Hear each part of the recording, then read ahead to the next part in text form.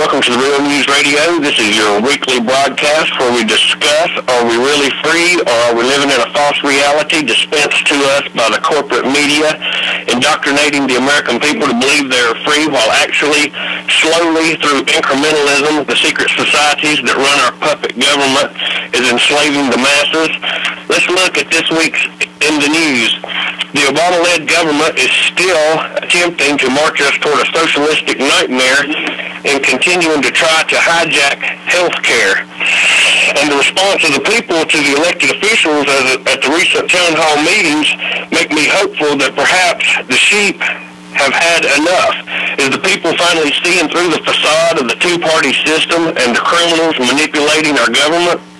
Healthcare is, by some estimates, 1/6 of the U.S. economy. Are we, as a society, as a people, so ignorant that we dare to believe that the government, the same government that has run up a $12 trillion debt, that has squandered the surpluses in Social Security, that has purposely sent our manufacturing jobs overseas, that has run our economy into the brink of a full-on depression, can now magically manage, of all things, health care?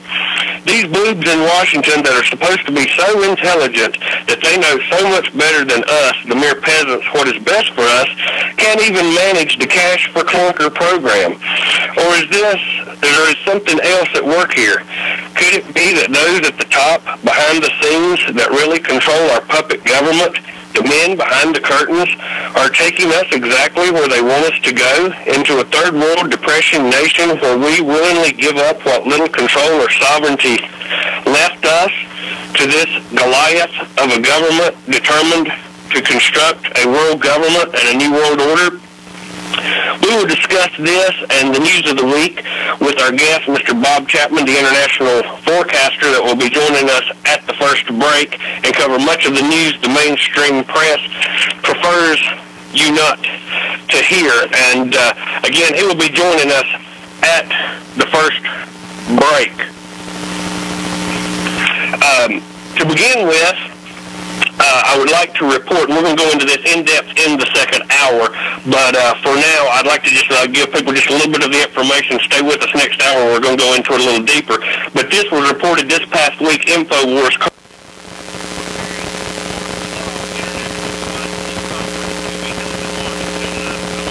Just to get started on it, the National Institutes of Health received an email about an upcoming International Swine Flu Conference that will be occurring in Washington, D.C., August 19th through August 21st, 2009. They are talking about mass fatality management, continuity of government. It looks like we're going to be hit with a massive biological false flag, and we have the actual email, so we are going to be going into that into the next hour, and I'm telling you, it's information that everyone is going to want to be made aware of. And to start with, Brian, we have seen a lot of the protests that are going on when the town hall meetings. Do you believe that perhaps the people have had enough and are seeing through the facade? Your comments on it. Yes, I think the people have had enough, and they're sick and tired of the government completely ignoring their wishes, and they're finally voicing themselves out at these public forums, these town hall style meetings, and they're letting their representatives know finally that they've had enough, that they're not going to take it anymore, that this is it, this is the final draw. If they don't do what we the people want, which is supposedly why they are put in place, then we're going to have to take drastic action. Well, I agree with you. It's done me good to see that the people are coming out in force. They're asking actual questions of their congressmen and senators, and are showing their anger. And it reminds me of when you see We Are Change actually out confronting the politicians. And I urge everyone to keep that up. And again, we're going to be joined with Mr. Bob Chapman. What was your comment? Anything you'd like to say, Brian, on the swine flu? We're going to be going into it a little more in depth next hour. We're going to be reading from these documents. But what has came out this past week is just amazing, and the people need to be made aware of it. Well, historically, when any government faces the potential or the increased potential for any style of civil unrest, usually it's because of the government's actions into themselves. But usually when they're faced with that type of situation, they often like to develop some means to try to squash that. And of course, what better way than a pandemic than to get people to stay home, stay out of the streets. I mean, look at the situation in Mexico when this had first started months ago. The state of Mexico was in virtual chaos. This is when we saw those mass shootings along the border, all the drug-related violence, and of course we haven't heard much of anything since that time. And of course the Mexican elections have been extraordinarily laced with fraud here over the past several years. So I mean, there's a potential brewing in Mexico for extreme civil unrest, and so all of a sudden here the swine flu comes in right in the middle of it, and what do people do? They just go home and sit in their houses. They're not out in the street protesting or carrying pitchforks or burning things down. They're just hiding in their homes. Well, we've got a few minutes here before Mr.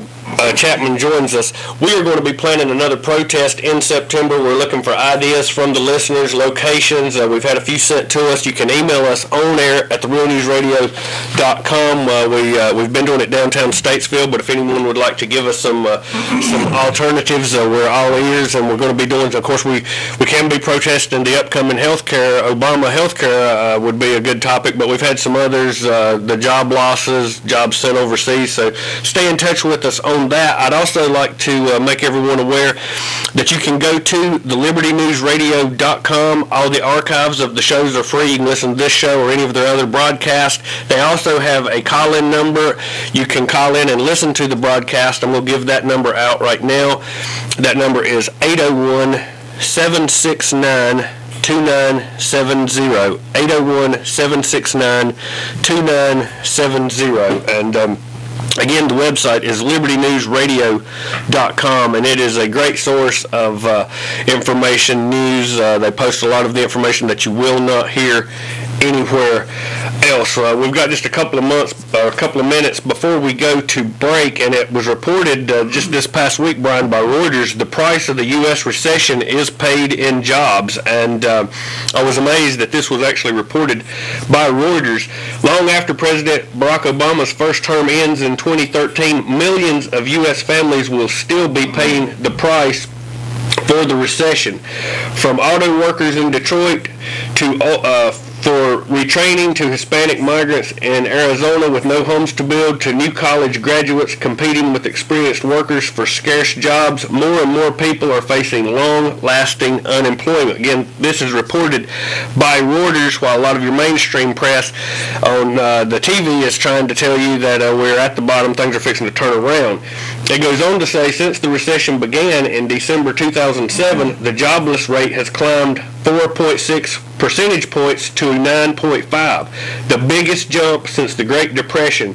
Worse, the mean duration of unemployment is now almost 6 months, the highest on record.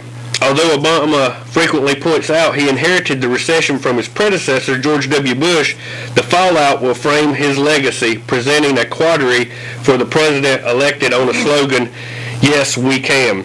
Unless Obama figures out how to repair the job market, the can-do attitude sparked by his election may be replaced by despair, leaving deep economic and social scars that undermine his political goals. So if you look into the media, look into the different press, you will see that a very, very grim picture is being painted, and I was amazed that Reuters reported this on August 3rd, 2009, while at the very same time CNN and several of the other major media networks were trying to indoctrinate the people that things are fixing to turn around and change. And to that, I always ask, show me the jobs. Where are the jobs? Here in Statesville, North Carolina, we don't see any new factories being built.